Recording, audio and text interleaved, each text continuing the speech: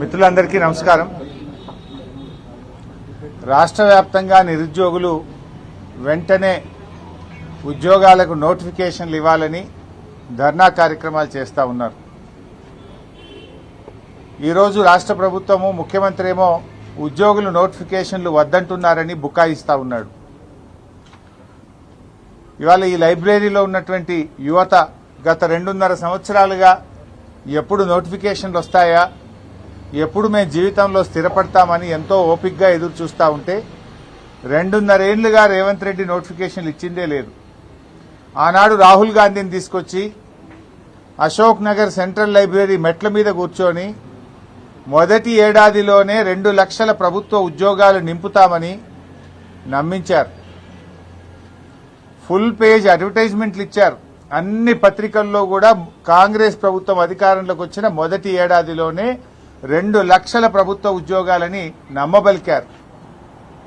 ఆనాడు నిరుద్యోగులందరినీ కూడా ఒకతాటి మీదకి తెచ్చి బస్సు యాత్రలు పెట్టించి గ్రామాల్లోకి పంపించి పట్టణాల్లోకి పంపించి కాంగ్రెస్ కోటేయండి 2 లక్షల ఉద్యోగాలు వస్తాయని చెప్పించారు. తల్లిదండ్రులకు కూడా అమ్మ కాంగ్రెస్ కోటేస్తే మాకు ఉద్యోగం వస్తుందని చెప్పి ప్రచారం చేయించుకున్నారు. తల్లిదండ్రుల చేత కూడా ప్రచారం చేయించుకున్నారు. ఆనాడు నమ్మించారు, నేడు వంచింది. ఆనాడు నమ్మించడం, నేడు వంచడం కాంగ్రెస్ నైజం. కాంగ్రెస్ పార్టీ ఆనాడు చెప్పి ఇలా ముఖం చాటేసినారు. పక్కనే సినిమా థియేటర్ ఇనాగ్రేషన్కు పోతుండు రేవంత్ రెడ్డి గాని అశోక్ నగర్ సెంట్రల్ లైబ్రరీ వైపు కన్నెత్తి కూడా చూస్తలేడు. ఎందుకంటే ఆడికి పోయేటట్లేదు పరిస్థితి.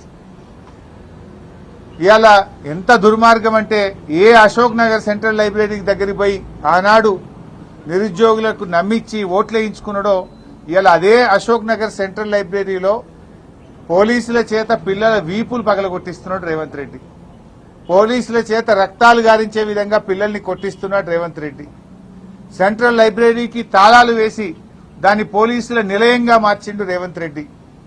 నేను అడుగుతా ఉన్నా, బల్మూరి వెంకట్లో, ప్రొఫెసర్ కోదండరామ్ గారు, రేవంత్ రెడ్డి గారు, బట్టి విక్రమార్కలో ఎందుకు మీ గొంతులు మూగపోయినాయి?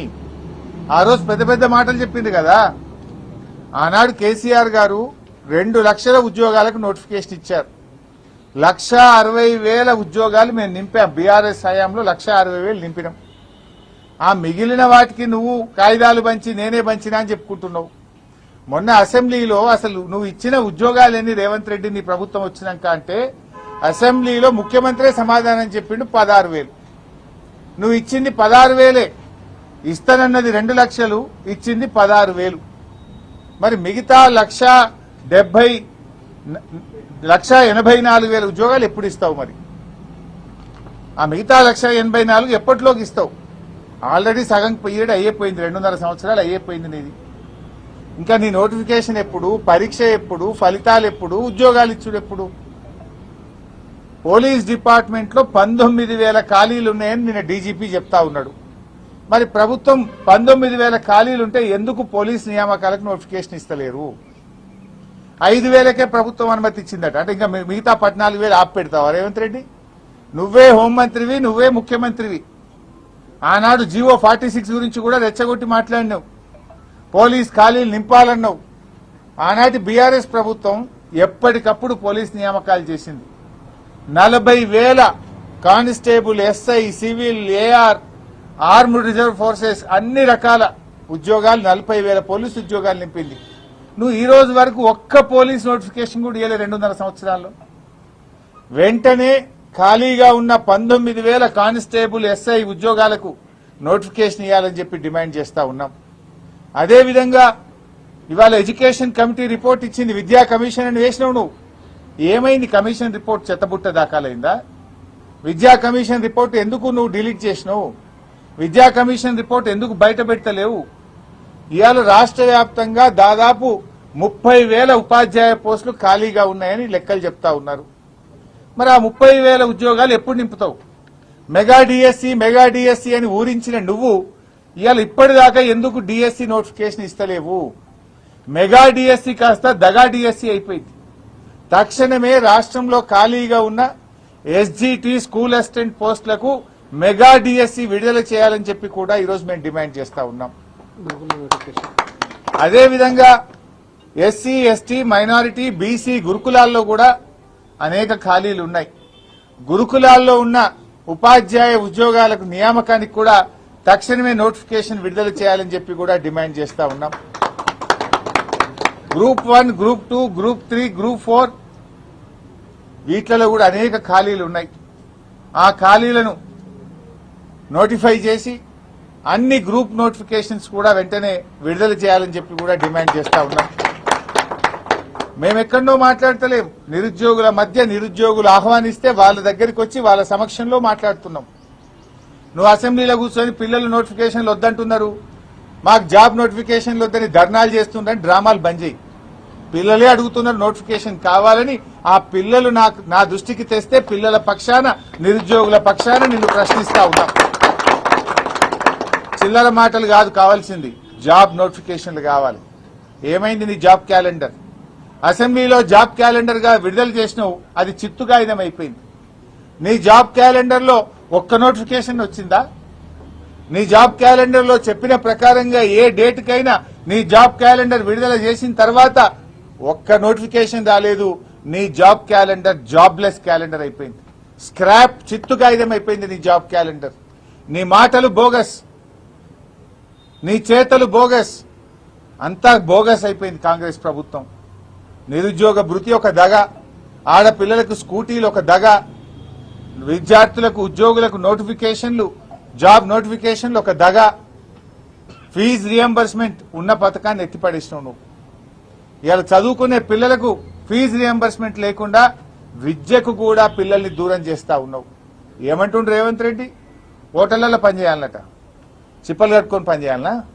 ఉద్యోగాలు ఏవా రేవంత్ రెడ్డి అంటే? ఉద్యోగాలు లేవు, ఐటీ పోతుంది, ఏఐ వచ్చింది, హోటళ్లలో పనిచేయండి అంటుండ్రు. అంటే ఏమడుగుతున్నావు? నువ్వు బోలు కట్టుకోమంటున్నావా? హోటళ్లలో సర్వీస్ చేయమంటున్నావా?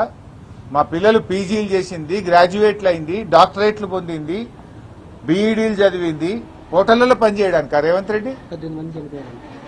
ఇలా నిరుద్యోగుల్ని అవమానపరుస్తున్నావు నువ్వు. 2 లక్షల ఉద్యోగాలు ఇస్తాన నువ్వు హోటళ్లలో పనిచేసుకోండి, ప్రైవేట్లో పనిచేసుకోండి అని ఇవాళ నిరుద్యోగ యువతను అవమానపరిచే విధంగా రేవంత్ రెడ్డి గారు మాట్లాడుతూ ఉన్నారు. నువ్వు ఇచ్చిన మాటకు నిలబట్టవా?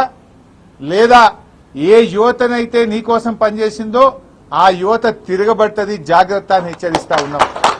ఏ నిరుద్యోగులైతే నీ కాంగ్రెస్ పార్టీకి పనిచేసిండ్రో రేపు ఆ నిరుద్యోగులే నీ కాంగ్రెస్ పార్టీకి మరణ శాసనం రాస్తారు, జాగ్రత్త అని చెప్పి హెచ్చరిస్తా ఉన్నాం. అయ్యా భట్టి గారు, నువ్వే ఇచ్చినావు అసెంబ్లీలో జాబ్ క్యాలెండర్, మరి నీ జాబ్ క్యాలెండర్కి ఏమైనా ఉన్నదా? అసెంబ్లీలో చెప్పిన మాటకి ఏమైనా విలువ ఉన్నదా? ఎందుకు నోటిఫికేషన్లు ఆలస్యం చేస్తా ఉన్నారు? What is the reason? పాపం పిల్లలు లక్షల రూపాయలు ఖర్చు పెట్టుకొని హైదరాబాద్ లో దిల్సుఖ్ నగర్ లో, అశోక్ నగర్ లో రూములు కిరాయిలు తీసుకొని, కోచింగులు తీసుకొని లక్షల మంది పిల్లలు నీ జాబ్ నోటిఫికేషన్ల కోసం కళ్ళల్లో వత్తులేసుకొని చూస్తా ఉన్నారు. అనేక జిల్లా కేంద్రాల్లో పిల్లలు లైబ్రరీలో కూర్చొని రాత్రి పగళ్ళు ఎప్పుడు నోటిఫికేషన్ వస్తుందా అని కష్టపడి చదువుకుంటా ఉన్నారు. అరే ఏజ్ రిలాక్సేషన్ ఇవ్వంటే ఇవ్వవు నువ్వు, అటు జాబ్ నోటిఫికేషన్ ఇవ్వవు, ఏజ్ రిలాక్సేషన్ కూడా ఇస్తలేవు. ఆనాడు బీఆర్ఎస్ 10 సంవత్సరాలు ఏజ్ రిలాక్సేషన్ ఇచ్చింది, నువ్వెందుకు ఏజ్ రిలాక్సేషన్ ఇస్తలేవు? ఎందుకు దాన్ని 34కే పరిమితం చేస్తా ఉన్నావు? ఎందుకు మొండి పట్టుదలకు పోతా ఉన్నావు? ఆ రోజు ఏమన్నావు? ఉద్యోగాలకు అప్లై చేసుకునే వాళ్ళకు ఫీజులు కూడా ఉండయి అన్నావు, మళ్ళీ ఫీజులు పెడుతుండే. ఇప్పుడు ఫీజులు ఉండయి, ఫ్రీగా అప్లై చేసుకోవచ్చు అని మాట్లాడినావు. మరి ఇప్పుడు ఎందుకు ఫీజులు పెడుతున్నావు? ఫీజులు ఎందుకు పెడుతున్నావు? మేము భోజనాలు పెడతాం, ఫీజులు ఉండయి, మేమే కోచింగ్లు ఇస్తాం, మేమే 2 లక్షల నోటిఫికేషన్లు ఇస్తామన్నావు. నోటిఫికేషన్ లేకపోయా, నీ భోజనాలు లేకపోయా, ముక్కు విండి ఏదైనా ఒక నోటిఫికేషన్ వస్తే ఫీజులు వసూలు చేయబట్టి. ఒక్క మాట అసలు నువ్వు ఒక్క రోజైనా ఒక మాట మీద నిలబడ్డావా? ఎవరి విషయంలోనైనా నిలబడ్డావా? సో మేము అందువల్లనే ఈ ఉద్యమం మరింత ఉధృతం కాకముందే, నిరుద్యోగులు తిరగబడకముందే తక్షణమే మేల్కో రేవంత్ రెడ్డి జాబ్ నోటిఫికేషన్ విడుదల చేయాలని, జాబ్ క్యాలెండర్ను అమలు చేయాలని, 2 లక్షల ప్రభుత్వ ఉద్యోగాలకు నోటిఫికేషన్లు ఇవ్వాలని వీరందరి పక్షాన డిమాండ్ చేస్తున్నాం. లేనట్టయితే నీ సెక్రటరియట్ ముట్టడికి పెద్ద ఎత్తున పిలుపునిస్తాం. రాష్ట్ర వ్యాప్తంగా ఉండే నిరుద్యోగులతోని మొత్తం అన్ని జిల్లాల నుంచి కలిసి మరి సెక్రటరియట్ ను ముట్టడించేటువంటి పరిస్థితులు దగ్గరలోనే ఉన్నాయి.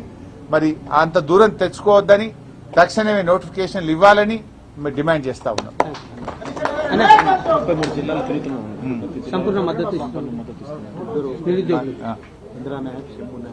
పేర్లు మన ఇప్పటికే చాలా ఉన్నాయి. మా తమ్ముళ్ళు 33 జిల్లాలు తిరుగుతూ 33 జిల్లాల నిరుద్యోగ యువతను ఏకతాటి మీదకి తేవడానికి కృషి చేస్తా ఉన్నారు. వారికి మా సంపూర్ణ మద్దతును తెలియజేస్తా ఉన్నాం. మీరు అన్ని జిల్లాలు తిరగండి, నిరుద్యోగ యువతను ఒక్కతాటి మీదకి తీసుకురండి. ప్రభుత్వం మేల్కొంటే మంచిది, లేదంటే అందరం కలిసి సెక్రటరియట్ ను ముట్టడించి ప్రభుత్వం మీద ఒత్తిడి పెంచి జాబ్ నోటిఫికేషన్లు సాధించుకుందాం.